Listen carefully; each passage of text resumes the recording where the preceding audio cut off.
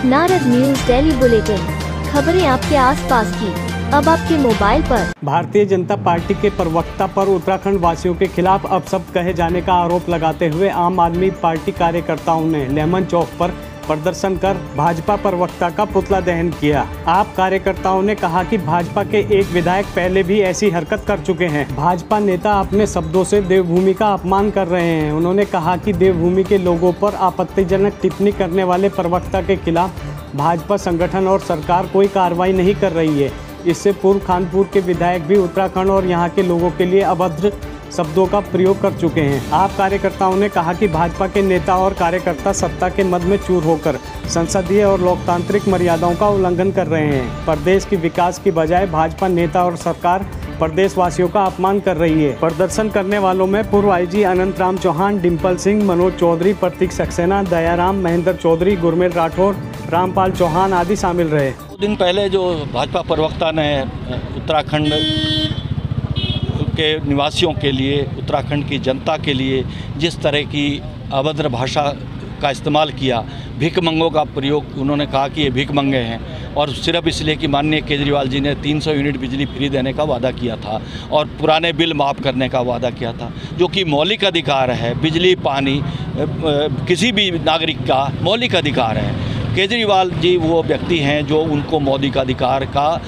पूरा भरपूर उपयोग करने देना चाहते हैं, लेकिन भाजपा इससे डर गई है और मुझे लगता है इसी भय की वजह से उन्होंने ये शब्द इस्तेमाल किया कि उत्तराखंड की जनता तो भिखमंगी है, टुकड़ों पे चली जाएगी।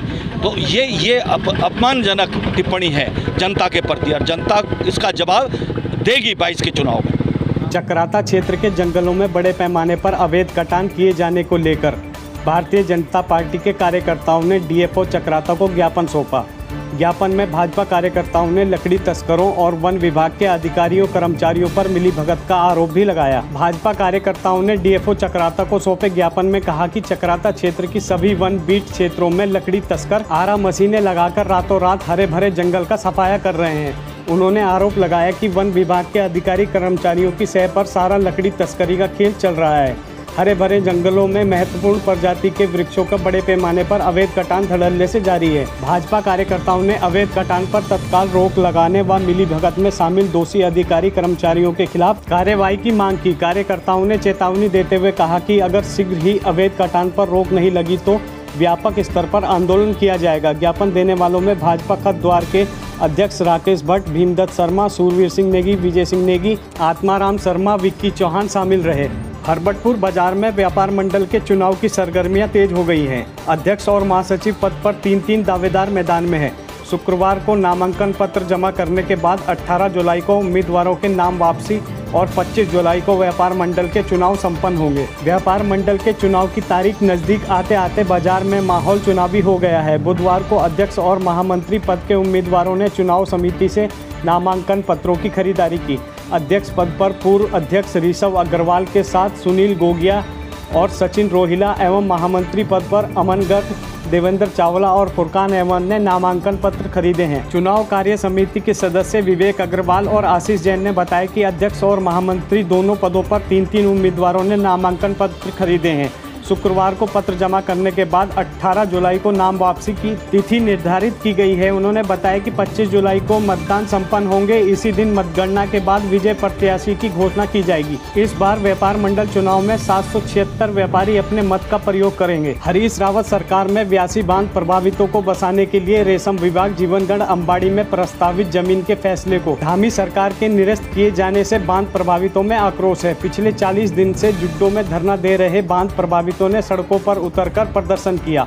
बांध प्रभावितों ने प्रदेश सरकार के खिलाफ प्रदर्शन कर जमकर नारेबाजी की और धामी सरकार का पुतला भी दहन किया। बांध प्रभावितों ने कहा कि राष्ट्रीय व प्रदेश के हित में उन्होंने अपनी पैतृक संपत्ति को बांध के लिए त्याग दिया।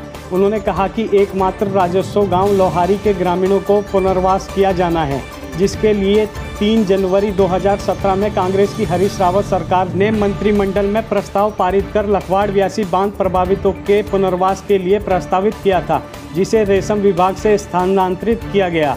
लेकिन जन विरोधी भाजपा की धामी सरकार ने 14 जुलाई को उक्त प्रस्ताव को निरस्त कर दिया है। प्रदर्शनकारियों ने सरकार पर आरोप लगाया कि राष्ट्र को अपनी जमीन समर्पित करने वाले ग्रामीणों के साथ जिस तरह अत्याचार कर रही है उसका खामियाजा उसे भुगतना पड़ेगा। उन्होंने कहा कि सरकार को रेशम विभाग की जमीन को निरस्त करने का प्रस्ताव तत्काल निरस्त करना होगा। प्रदर्शनकारियों में दिनेश तोमर, सरदार सिंह, दिनेश चौहान, रमेश चौहान, सुखपाल तोमर, मोहन सिंह आदि शामिल रहे। द सेपियंस स्कूल हरबटपुर की ओर से साइकिल मैराथन का आयोजन किया गया। इसमें शामिल छात्र छात्राओं ने साइकिलिंग के माध्यम से लोगों को स्वस्थ रहने का संदेश दिया। साइकिल मैराथन का शुभारंभ स्कूल प्रांगण से प्रधानाचार्य रश्मि गोयल ने किया। उन्होंने छात्र छात्राओं को स्वास्थ्य और पर्यावरण के संरक्षण के प्रति जागरूक करते हुए लोगों को भी जागरूक करने पर जोर दिया। इसके बाद कक्षा 11 के छात्र छात्राओं ने स्कूल परिसर से हनुमत धाम मार्ग होते हुए सेपियंस स्कूल लाइन जीवनगढ़ तक साइकिलिंग की। छात्र छात्राओं ने रास्ते में लोगों से मिलकर उन्हें भी साइकिलिंग के प्रति जागरूक किया। साइकिल मैराथन में प्रबंधक रविकांत सप्रा, रसिता सप्रा, अजय पुंडीर, वैभव शर्मा, नैतिक लेखवार, अंशिका जोशी, वंशिका, कैटरीना, अनुष्का, आस्था पाल, सृष्टि, हर्ष, अंशुल नेगी, शुभम, ध्रुव, प्रियांशु, प्रियांशी आदि शामिल रहे। उत्तराखंड में कोरोना के नए संक्रमितों का आंकड़ा गुरुवार को 50 से अधिक रहा। 15 जुलाई को स्वास्थ्य विभाग की ओर से जारी रिपोर्ट के अनुसार पिछले 24 घंटे में 55 नए संक्रमित मिले। एक मरीज की मौत हुई, 62 कोरोना संक्रमित स्वस्थ हुए। वहीं चक्राता क्षेत्र में RT-PCR जांच में सेना का एक जवान पॉजिटिव पाया गया है।